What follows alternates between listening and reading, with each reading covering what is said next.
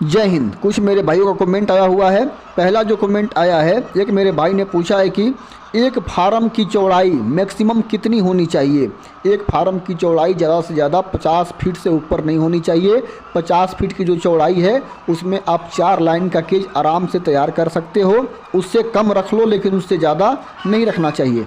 दूसरे मेरे भाई का कमेंट आया है, उनका जो फार्म है उनके घर से 50-60 किलोमीटर दूरी पर है और वो मुझसे पूछ रहे हैं कि क्या फार्म में रोज़ जाना ज़रूरी है कि 2 या 3 दिन पर हम जा सकते हैं। भाई देखो, आपके फार्म का मैनेजमेंट कैसा है ये मुझे नहीं पता। यदि आपने बहुत अच्छे आदमी रखे हुए हैं तब तो आप 2 दिन, 4 दिन, 5 दिन पे भी जा सकते हो। लेकिन यदि आपको डाउट लगता है कि आपके फार्म में आपके नहीं जाने से परेशानी हो सकती है तो आपका बिजनेस है, आपको रोज़ ही जाना चाहिए मेरे हिसाब से। और एक मेरे भाई ने कमेंट करके पूछा है कि सर आप अपने मुर्गी की बीट साल में कितने बार निकलवाते हो। हमारे फार्म का जो बीट है सालों भर जाते रहता है। 2 ट्रॉली, 4 ट्रॉली, 5 ट्रॉली। कोई मछली फार्म वाले ले जाते हैं, कोई खेत वाला भी ले जाता है, भट्ठे वाले भी ले जाते हैं।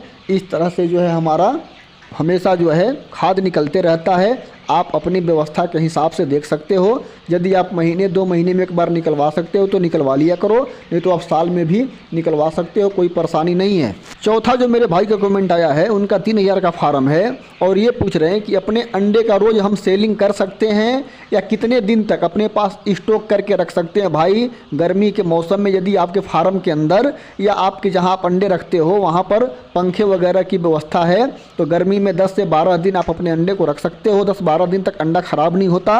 यदि डेली आपको बढ़िया रेट मिल जाता है तो डेली निकाल दिया करो, इसमें कोई परेशानी नहीं। मर्जी आपकी है, रेट वगैरह की हिसाब किताब आपको देखने होंगे, उस हिसाब से आप कर सकते हो।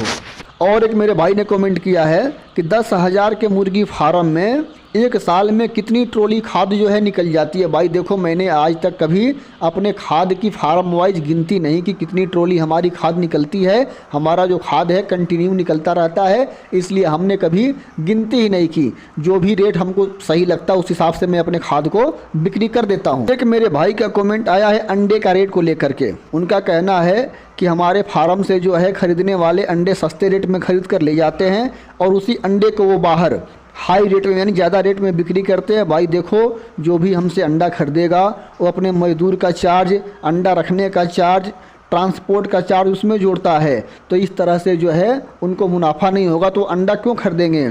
और अंडे का रेट जो है कम और ज़्यादा करना हमारे हाथ में नहीं होता, ये बड़ी बड़ी एजेंसियां जो हैं इसको तय करती है।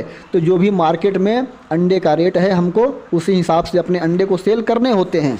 मेरे भाई ने लेबर को लेकर के कमेंट किया है, उनका 7,000 का कोई फार्म है, उनको लेबर चाहिए। भाई देखो, 7,000 के फार्म के लिए एक लेबर बहुत है या 2 लेबर बहुत है। आप आसपास ही कहीं से लेबर ढूंढ करके अपना काम चला सकते हो।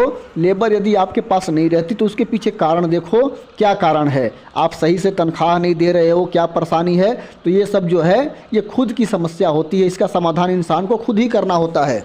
बहुत सारे मेरे भाइयों का कमेंट आया हुआ है कि सर ट्रेनिंग स्टार्ट करो। जब भी मैं ट्रेनिंग स्टार्ट करूंगा तो ये सूचना जो है आप लोगों तक पहुंचा दी जाएगी।